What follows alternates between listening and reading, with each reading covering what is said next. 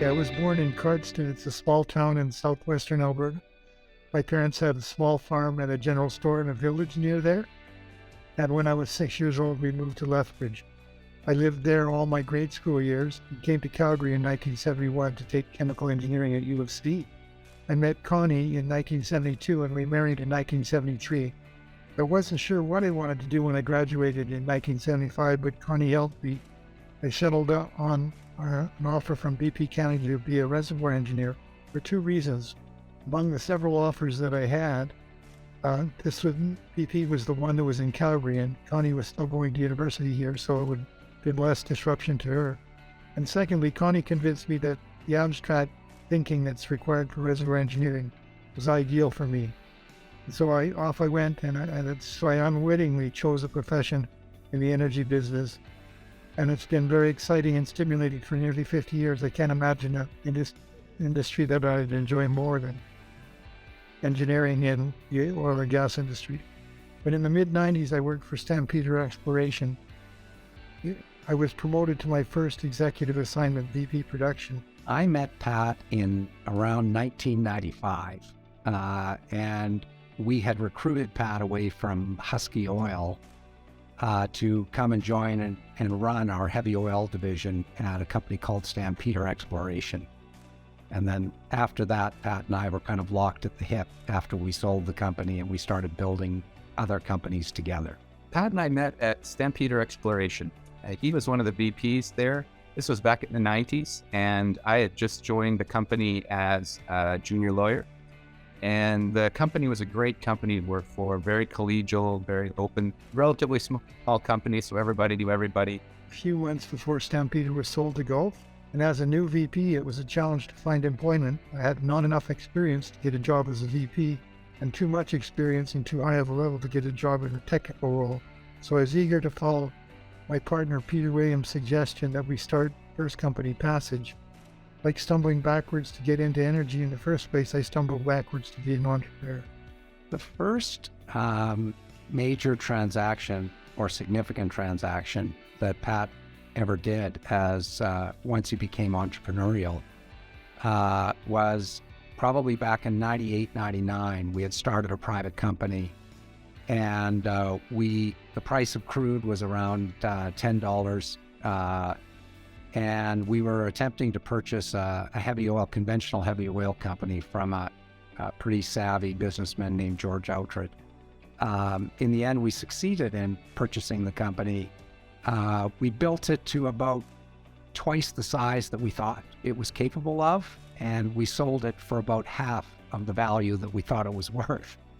But it was still a success for us, and I think it was really the beginning of the launch of Pat's entrepreneurial career. We often hear that people don't suffer fools glad. Pat's the opposite of that. Pat recognizes that you can be a valuable member of the team even if you're not a subject matter expert in whatever the topic of that meeting is. And so lots of times he'll stop a meeting right in the middle with somebody who's not familiar with what's being discussed, and he'll take the time to explain what's going on and make sure that the person has a decent understanding of what's going on before he takes it up and proceeds with the meeting. And I've benefited from that many times.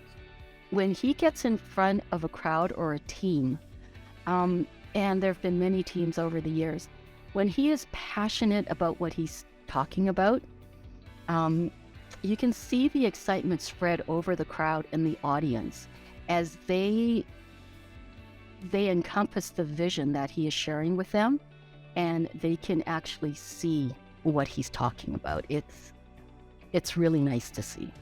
Once when our junior staff was in the audit room at 7 Generations, Pat walked in. He walked in to check on them, and he said, "Do you need anything?" He's like, "Thank you for all your hard work. Make sure you go to the kitchen, get some of the goodies there." He made them feel welcome and special. They had no idea who he was. And when they realized that he was the Pat Carlson, they were floored. That story made it around our audit staff quickly, and all of a sudden, 7 Gen was a file everybody wanted to be on. What I got to see was how someone like Pat builds companies and starts with the culture of the team, and he's just a continuous teacher and mentor and guide for everyone in the team. And so one of my favorite memories for Pat is just how he taught all of us to have a long-term vision for the company. I remember it was almost 20 years ago, an environmental movie came out, or a documentary came out, An Inconvenient Truth, that Al Gore got a lot of publicity, was getting lots of write-ups, needless to say it wasn't all that popular in the oil patch.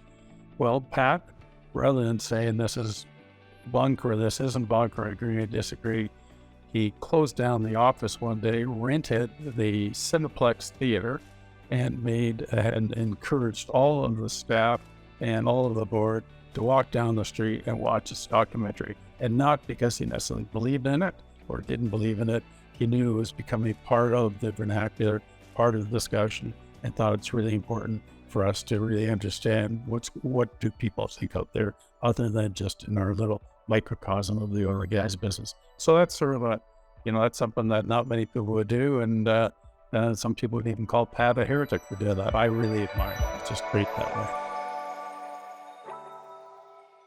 Risks associated with climate change resulting from greenhouse gas emissions deeply concern me. The energy industry already has technology to significantly reduce emissions, and depending on the fiscal regime, including carbon taxes and investment tax credits, it can be done profitably. It seems to me that a company that can get its scope 1, 2, and 3 emissions to zero or near zero ought to be in high demand. So that's what we set out to build. Basic strategy is to convert sunlight, natural gas, with carbon capture in the case of natural gas, into electricity and hydrogen. Electricity and hydrogen are forms of energy that consumers can use without having to capture carbon. Pat is a visionary, and I think he's been very successful because he's been on the front foot of trends in the industry. And if you look at all of his prior companies, they were leading on an upcoming trend that he foresaw. And we really believe that the energy transition is happening. And from our perspective at Kiwetinohk, under Pat's leadership, we're doing something that we think very few people are. Pat has a really, really unique collection of vision, intellect, and the ability to communicate that vision. Inside the box caricature of Pat is 7 generations, very active up in the Grand Prairie area. Most companies run all their operations with Calgary, and they may fly back and forth occasionally just to make sure things are doing okay in the field. That's not Pat. Pat stuck his neck out and said, the operational head office of this company is going to be in Grand Prairie. We are part of the community. We are part of the environment out there. And he walked the talk. He led. He decided he's going to go buy a house, move his wife up there, move his entire operational office there. And that's something that's unheard of. I don't know one other company in the oil patch that has taken that approach. And again, that's Pat thinking outside the box and wanting to truly contribute to the community where he and his people are doing their business. I've been very fortunate to live my life in Western Canada, not having to fear war, hunger, free to live my life mostly as I wish. That lifestyle is worth preserving. I got a government-subsidized education which gave me the skills to turn government-owned resources into more wealth than I need. And for myself and my family, it seems only reasonable for those of us so fortunate to contribute to the institutions that make all that possible. Connie and I have 6 grandchildren. I want to leave them and their generation of Canadians in a situation of peace, prosperity, and opportunity similar to or better than what I've enjoyed. That desire obligates me to help the energy industry remain robust and profitable as it veers towards reduced greenhouse gas emissions. Ruth Bader Ginsburg, the former U.S. Supreme Court judge, said, "Whatever you choose to do, leave tracks. That means don't do it just for yourself. You'll want to leave the world a little better for your having lived." And Pat, you've definitely left tracks, and you've left the world a little better. I just wanted to say congratulations, Pat. This is an incredible achievement. I hope you really take it to heart. It's extremely well deserved. You're an exceptional leader. You're a great mentor. You're a great partner to work with, and you're also a great friend. I look forward to working with you for many more years, Pat. Congratulations. I consider myself very lucky to call Pat a friend and mentor, and I can't think of anyone else who's more deserving than Pat to receive the Lifetime Achievement Award. That combination of vision, intellect, and communication has turned Pat into one of the most successful entrepreneurs that this country's ever seen. We're really lucky to have him, and I'm really fortunate to have had an opportunity to work with him in many of these companies. So I'm glad to have had that opportunity, and congratulations, Pat, on such a successful career you've had and continue to have. I would at this time say thank you, Pat, for being a good friend, a mentor, a partner in crime. It has been a wild and fun ride to today, and I would wish you and Connie all the very best in the years to come. I just want to congratulate you, Pat. Thank you for bringing me along on this journey. Congratulations and well deserved. That's the real deal.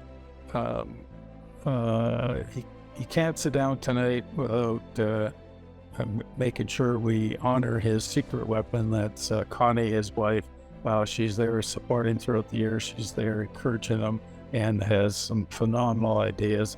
And, I think Pat would probably be the first one to say he wouldn't be Pat Carlson, the successful entrepreneur, without Connie Carlson side by side with him. Pat, just delighted to be with you here tonight to celebrate this honor. So well deserved. Congratulations.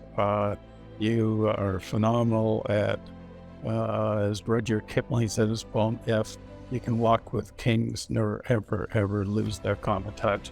That's Pat Carlson. Congratulations. Let me acknowledge Connie and our kids for not just putting up with it, but supporting a workaholic husband and father. As to the people all around me, partners, service providers, investors, mentors, that collectively made the success I have experienced early in my career, someone taught me to always try to surround myself with people who can do my job better than I can. That habit, recruiting people more talented than I am, may be the one skill that I am among the leaders of. My exciting and fascinating career has been made possible by friends with a passion for their work and a willingness to share with me. Too numerous to list, too risky to miss any one of them if I tried. My thanks go to all of them. This has been a wonderful experience. My thanks to the Energy Council and everyone in attendance. Thank you.